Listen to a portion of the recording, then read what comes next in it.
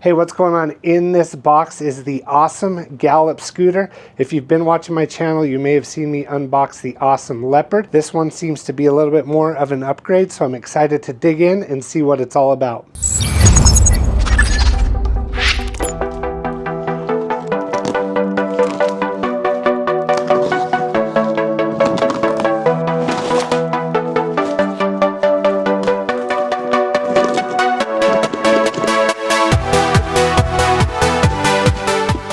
So right out of the gate, you get a little tire pump there. You also get your tool kit and of course your charger. Yeah. Now this scooter is a lot heavier than the Leopard, and I'm battling a rib injury from a bike crash, which I wish I had caught on video. So I'm going to unveil this a different way so I don't have to lift it. Thing is massive.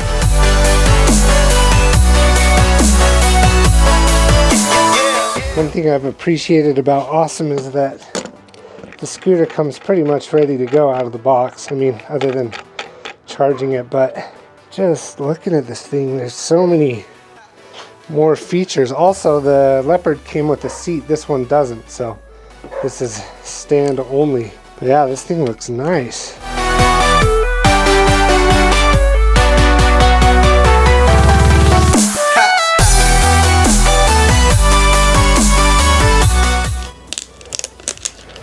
So here it is, all unboxed, the Ausom Gallop. This thing is massive. So I'm about 5'9".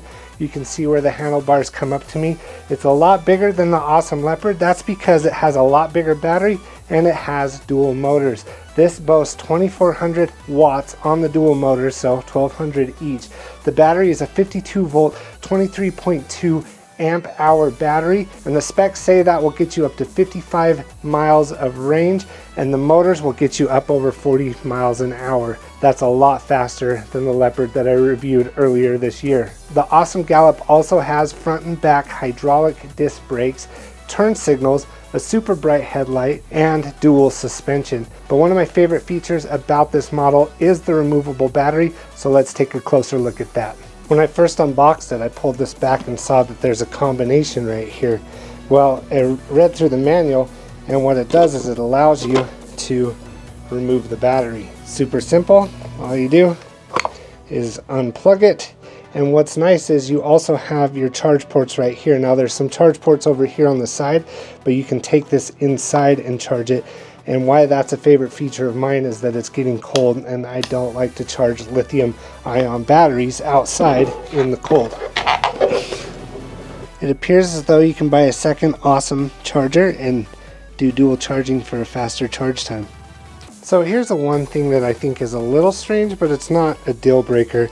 To turn it on, you have to remove this little cover, and you have your key here, but you also are moving your display out of the way. So if you want to tilt it all the way back, you're kind of limited there. But I mean, I guess that could hold the key in place, and you are looking down onto the display anyway. And then you just hold that button right there for 3 seconds and it's on. So compared to the Ausom Leopard, the Ausom Gallop should get me up to speed a lot faster, have a lot more power, and let me go a little bit further. The Ausom Leopard had a single 1000 watt motor. The battery was only 48 volts, and I think it was only 20 amp hours. And also in my last video about the Ausom Leopard, there was a hill that I was shocked I couldn't go up. And so we'll see if this one will allow me to go up that hill. As you can see, I am a bigger rider, but this thing should have the power to get me up that hill. So let's go test that. I'm gonna put on something a little warmer. It's like 42 degrees outside, and we'll hit the road. So you probably already saw in the close-up, this thing has some pretty nice looking all-terrain tires. It's nice and smooth on the road here, but the first thing I'm gonna do is go off-road and see how this does.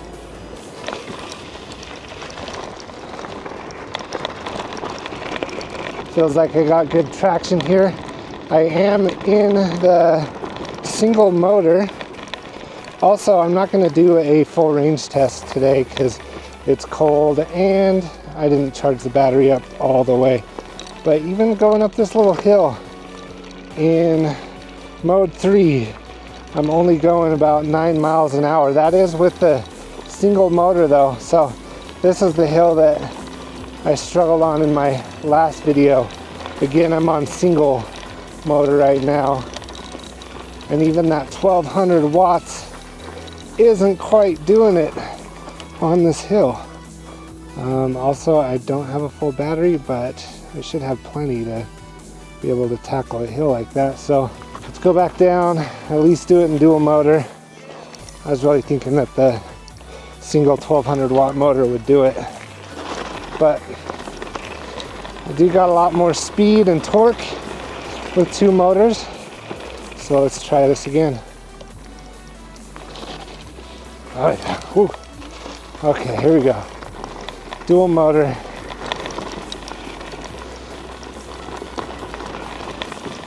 Feels like it's gonna tackle it. No problem. Slows down quite a bit, but at least it made it up. Let's see what kind of speed I can get on this road here. 26, 27. I'll take it slow. Going 28, 29. Not quite that 40 miles an hour that's advertised. Still feels like a nice ride though up here on the dirt. Don't want to get too crazy. Like I said, I did crash on my Talaria last week and I'm still kind of feeling it. But I do have a lot of control on the dirt, but I am full throttle and it's not quite as fast on these dual motors as I thought. Still a nice scooter though, especially for the price. Feels well built, and again I am on the heavier side, so maybe a lighter rider would do just fine, and I'm not on a full battery. When I'm full throttle, I'm below 50 volts, so that could be playing a factor too. But that dual motor has some punch. On flat, it picks right up. Let's see if I can get a good straightaway here. This is downhill, so that won't count. But yeah, it feels nice, well built. A lot of cool features, like the removable battery, bright headlight. I'll turn that on, but you won't be able to tell because it's light outside. The hydraulic brakes feel really nice. I think the Leopard has mechanical brakes, so that's a difference there. Okay, so off-road, it felt good. It was sturdy. The suspension is fine. It's spring suspension, so it's a little rigid, but really for what I was doing, it was perfect. But the all-terrain tires felt really good. Let's do a speed test here. See what my top speed is on pavement. 31, that's slight uphill. 32, okay, I'm speeding up. It's just not like a top speed demon. 33, also I think there's a way in the controller that you can turn on electronic braking as well. I haven't turned that on. So yeah, I topped out around 33 miles an hour. I'm on dual motor, don't have a full battery, am on the heavier side, but I am in mode 3, which should be the fastest. But to be honest, I'm not super disappointed. It would be nice to go the advertised speed, but 40 miles an hour on a scooter is actually kind of terrifying. So I'm comfortable around the 33. I'm not just trying to like justify it. I've had a faster scooter than this before, and yeah, it gets a little spooky. To get that uphill performance that I was expecting, I do have to keep it on dual to get that 2400 watts of power, because even at the single 1200 watt, it just wasn't quite cutting it up that hill. So let's talk about price real quick. This does come in at about $400 more than the Ausom Leopard. I think this comes in at $1,100. They are having a Black Friday sale, so I'll get this video up before Black Friday, so you can check that out. Also, in the link in the description, I have a code to get some money off as well, so I'll be sure to post that and check that out. So I was messing around in the secret menu, and you get a cruise control, which is nice if you're just kind of cruising along. And then also you can set up your electronic brake. I have this on the strongest. I think it's a little too much, but let's check it out going down this hill up here. You can also set up your either zero start, which means throttle to get going, or a kick to start. You can also set up how much torque you have off the line, so check those out. Also in the secret menu, I found a spot where you can turn the speed limit up to 100%. It was already at 100% though. I was hoping that that might have been the issue why I wasn't hitting top speed, but I think it's a number of factors for me personally. Let's head back and I'll give you my final thoughts. Okay, I'm back from that slightly chilly ride, and here are some of my thoughts. First and foremost, I love the way that this thing looks. The yellow on black, and I said this before about the Leopard, just makes it look tough, strong, you know, kind of like a DeWalt Tools or a Caterpillar tractor or something like that. So I do like that a lot. While riding it, it was really sturdy. The suspension was fine. It's the spring suspension, and so it's a little bit more rigid than maybe you might expect from dual suspension, but it wasn't terrible at all. In fact, it did just fine on those dirt roads. The area that I was a little bit less impressed with is it still struggled to get me up that hill a little bit. I also didn't quite get up to that top speed. For me, that's fine because going 40 miles an hour on a scooter is kind of terrifying, but if it is advertised that it should go over 40 miles an hour, then it should go over 40 miles an hour. Maybe a lighter rider would hit those speeds. Also, didn't have it on a full battery, so that could be a factor as well. I didn't do a range test on this video just because I wanted to get out and ride it and see how it felt and see if I could make it up that hill, which I did eventually on the dual motors, which I do appreciate.